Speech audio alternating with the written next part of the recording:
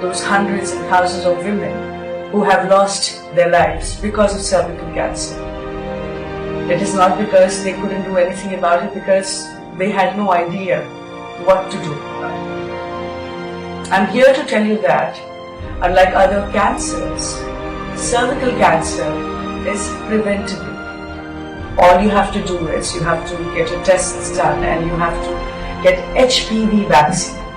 We can do all this and more to make sure there is no more life lost to this disease.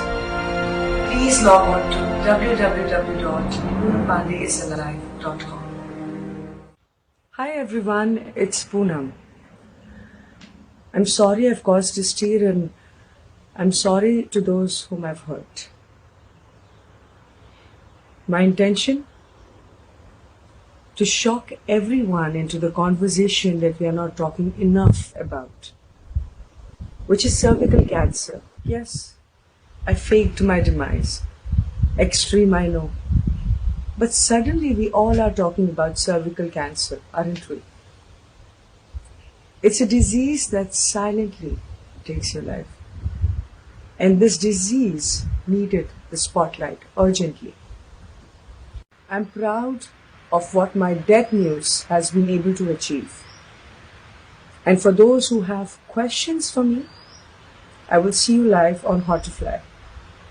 जैसा कि आप लोगों ने video के अंदर अभी देखा कि पूनम पांडे ने इस चीज को एक्सेप्ट किया है कि ये बिल्कुल एक फेक न्यूज थी, और इस चीज को मैं एक्सेप्ट करती हूं कि ये फेक न्यूज फैलाने के पीछे मेरा उद्देश्य केवल ये था कि मैं एक सोशल अवेयरनेस करना चाहती थी, और अपने आप में प्राउड भी फील करती हैं कि बहुत सारी महिलाएं जो है इस चीज को लेकर अवेयर हो चुकी हैं। देखिए, हमारा इंडिया का जो मीडिया है वो कितना गिर चुका है कि इनकी डेथ हुई और इनके ऊपर एलिगेशंस लगते हैं कि die due to drug overdose. मतलब जूम टीवी है ना, उनके द्वारा कहा गया कि बेसिकली ड्रग ओवरडोज के कारण पूनम पांडे की डेथ हुई है। और भी कई कयास लगाए गए। एक न्यूज़पेपर ने बिल्कुल थोड़ा सा ठीक अनुमान लगाया कि इस Poonam Pandey death news another publicity stunt. क्या ये दूसरा पब्लिसिटी स्टंट है? क्या पहले भी हो चुका है? पूनम पांडे ने पहले भी छोटे मोटे स्टंट किए हैं, लेकिन इस बार जो है वो इन्होंने बेसिकली क्या किया, ये स्टंट किया है। तो बेसिकली इन्होंने इस चीज को स्वीकार किया कि ये एक पब्लिसिटी स्टंट था, और महिलाओं के अंदर जो सर्विकल कैंसर है इस चीज को अवेयर करने के लिए। तो हम लोग अभी जानते हैं कि आखिरकार सर्विकल कैंसर क्या है। देखिए, पहले तो आप लोग को ये लग रहा होगा कि ये सही किया कि गलत किया। देखिए, हम लोग जज नहीं कर रहे हैं इस चीज को कि कितना सही है कितना गलत है। बेसिकली लोगों के अंदर ये अवेयरनेस आई कि सर्वाइकल कैंसर होता क्या है। बहुत सारे यूट्यूब चैनल्स ने इस चीज को पढ़ाया, न्यूज पेपर्स के अंदर पब्लिश हुआ, यहां तक कि बड़े बड़े चैनल्स ने यह भी पढ़ा दिया कि सर्वाइकल कैंसर जो है उसके कितने मरीज होते हैं, कैसे लगता है। कम से कम थोड़ी बहुत अवेयरनेस तो आई, लेकिन तरीका सही था कि गलत था, मुझे आप लोग कमेंट सेक्शन में जरूर बताइएगा। पूनम पांडे अपनी पहली फिल्म नशा के साथ में डेब्यू करती हैं 2013 के अंदर बॉलीवुड के अंदर। इनका जन्म 11 मार्च 1991 को होता है। मात्र 19 साल की उम्र के अंदर ही ये बॉलीवुड के अंदर एंटर कर जाती हैं। कई सारे टीवी शोज जो है इन्होंने किए हैं और एक फेमस अदाकारा जो है मानी जाती हैं। कई बार इनके ऐसे वीडियोस होते हैं जिसको लेकर आप लोग कई बार परेशान भी हो जाते हैं, है ना। लेकिन जूम टीवी जो है उन्होंने दावा किया कि बेसिकली ये पास अवे हो चुकी हैं ड्यू टू ड्रग ओवरडोज। कहते हैं कि हमारी डेमोक्रेसी के 4 पिलर्स हैं। पहला है एग्जीक्यूटिव मतलब कार्यपालिका, दूसरा है लेजिस्लेचर व्यवस्थापिका, तीसरा है जुडिशरी मतलब न्यायपालिका, और चौथा मीडिया होता है। लेकिन मीडिया ने किस तरीके से ये हवा बनाया कि ये ड्रग एडिक्शन के अंदर थी, और भी कई जो है वो न्यूज सामने निकल कर आई थी। लेकिन बेसिकली इन्होंने इस चीज को एक्सेप्ट किया कि ये एक ऐसा स्टंट था जो कि औरतों के अंदर, महिलाओं के अंदर सर्वाइकल कैंसर को लेकर था। ओवरी जहां पर एग्स बनते हैं महिलाओं के अंदर, हर महीने जो है एग रिलीज होते हैं। ये एग रिलीज होकर यहां पर आता है फैलोपियन ट्यूब में, और फैलोपियन ट्यूब में आने के बाद एग यहां पर आ जाता है। अब होता क्या है कि जो स्पर्म्स हैं वो यहां पर आते हैं और दोनों के अंदर मीट होता है, और एक युग्मनज जो है जाइगोट वो यहां पर बनता है, मतलब बच्चे का जन्म यहां पर होता है। कई बार क्या होता है कि ये जो शुक्राणु है, स्पर्म है, वो यहां तक पहुंच जाता है और फैलोपियन ट्यूब के अंदर ही बच्चा बनना शुरू हो जाता है, जो कि गलत होता है। बाद में इसको हटा दिया जाता है।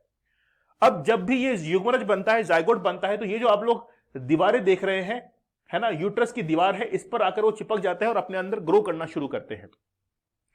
अब होता क्या है कि वेजाइनल जो कैनाल है, यहां इंटरकोर्स जब होता है तो सर्विक्स के ऊपर कई बार इंफेक्शन होना शुरू हो जाता है। जो महिलाएं ज्यादा इंटरकोर्स करती हैं या उनकी डेली रूटीन लाइफ अच्छी नहीं होती है, खास तौर पर अपने जो मेंस्ट्रुएशन जो साइकिल होता है उसके ऊपर ठीक ढंग से वर्क नहीं करती है, मतलब इन्फेक्शन ज्यादा हो जाता है, तब ये परेशानी आती है।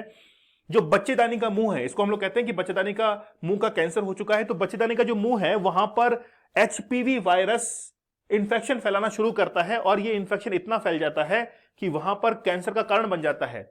कैंसर कब होता है कि जब इन्फेक्शन इतना फैल जाए कि वहां पर जो कोशिकाओं की ग्रोथ है, सेल्स की जो ग्रोथ है वो इररेगुलर हो जाती है, अनियंत्रित वृद्धि, अनकंट्रोल जो है वो कोशिकाएं वहां पर बनने लगती हैं और धीरे धीरे यहां पर इन्फेक्शन के कारण ये कैंसर का रूप ले लेता है। और महिलाओं के अंदर हैवी ब्लीडिंग जो है वो वेजाइनल डिस्चार्ज वगैरह होता है, इंटरकोर्स जब करते हैं उसके बीच में जो है उसके बाद में हैवी ब्लीडिंग होती है, menstruation bleeding that is heavier and last longer, मतलब पिछली बार जो थी उससे ज्यादा आपको ब्लीडिंग होना शुरू होती है। बॉडी ब्लडली वेजाइनल डिस्चार्ज जो है वो आपके अंदर देखने को मिलता है। तो बेसिकली कुछ सिम्टम्स हैं, पेल्विक पेन आपके अंदर होता है, पेन ड्यूरिंग इंटरकोर्स, ये सब सिम्टम जो है आप लोगों को देखने को मिलते हैं। इसीलिए शुरुआती दौर में इसका इलाज होना जरूरी है। एचपीवी एक वायरस है जिसका नाम है ह्यूमन पैपिलियोमा वायरस, जिसके कारण ये कैंसर बनता है। शुरुआत में अगर इसका एक टेस्ट किया जाता है, पैपिलियोमा टेस्ट, जिसके कारण ये पता लगता है कि वाकई में ये कैंसर है कि नहीं है, इन्फेक्शन है कि नहीं है। अगर शुरुआत में प्रिवेंशन होता है तब तो ठीक है, नहीं तो फिर ये कैंसर का रूप धारण कर लेता है। इसके लिए वैक्सीन जो है वो लगभग हम लोग कहते हैं कि 90% जो महिलाएं होती हैं, गर्ल्स होती हैं, वो अपनी अर्ली एज के अंदर ही, एज 15 के अंदर एचपीवी वैक्सीन लगा लेती हैं। 70% जो महिलाएं हैं, मतलब जिनकी एज लगभग हम लोग कहते हैं कि 35 से 45 के बीच में है, उनमें से 70% महिलाएं जो हैं वो स्क्रीनिंग करके इसका क्वालिटी टेस्ट कराती हैं, और बाकी जिनकी एज लगभग ज्यादा हो चुकी है उनमें से 90% महिलाएं जो है उसका ट्रीटमेंट लेती हैं। तो हम लोग कह सकते हैं कि कुल जो वुमेन्स हैं उनमें से 80% को ये इन्फेक्शन होता है, लेकिन अगर अच्छे से केयर की है तो फिर कोई भी कैंसर खतरा नहीं होता है। पूरे अगर कैंसर की बात करें तो चौथा सबसे बड़ा कैंसर ये माना जाता है।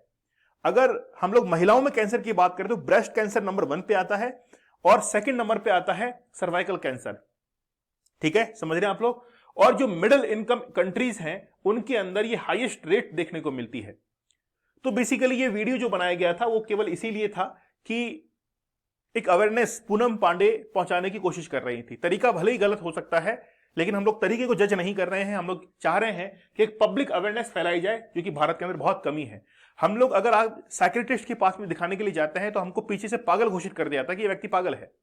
अगर कोई भी टेस्ट आप लोग हॉस्पिटल में कराने जाते हैं, जैसे मान लो डेंगू का टेस्ट कराने जाते हैं, तो पीछे से ये आता है कि डेंगू हो चुका है, चाहे हुआ ही ना हो, टेस्ट कराने गए हैं। इसीलिए बहुत सारे लोग जो है वो इससे कतराते हैं। ठीक है, तो अवेयरनेस वीडियो जो है वो पूनम पांडे ने बनाया था, लेकिन पूनम पांडे जिंदा है अभी। ठीक है, आप लोग मुझे बताइएगा कि क्या ये तरीका सही है। चैनल पर नए हैं तो सब्सक्राइब जरूर कर लीजिएगा। इस चैनल पर मैं चाहता हूं कि बहुत सारे करंट न्यूज में आप लोगों के लिए लेकर आऊं, लेकिन बेसिकली स्टेट का चैनल होने के कारण बहुत सारे विद्यार्थी ऐसी चीजों को पसंद नहीं करते हैं। राजस्थान की सबसे बड़ी एक कमजोरी हम लोग कह सकते हैं। इसलिए मैं कहता हूं कि आप लोग करंट अफेयर से बहुत रूबरू रहा करो, खासतौर पर इंटरनेशनल जो रिलेशंस हैं, कंट्री के अंदर क्या कुछ चल रहा है उसको लेकर आप लोग बहुत अवेयर रहा करो। इससे आपको स्टडीज के अंदर हेल्प मिलेगी और आपका कॉन्फिडेंस भी जो है वो अच्छे से बिल्डअप होगा। तो मिलते हैं आप लोगों से अगले सेशन में, तब तक के लिए धन्यवाद, थैंक यू, जय हिंद।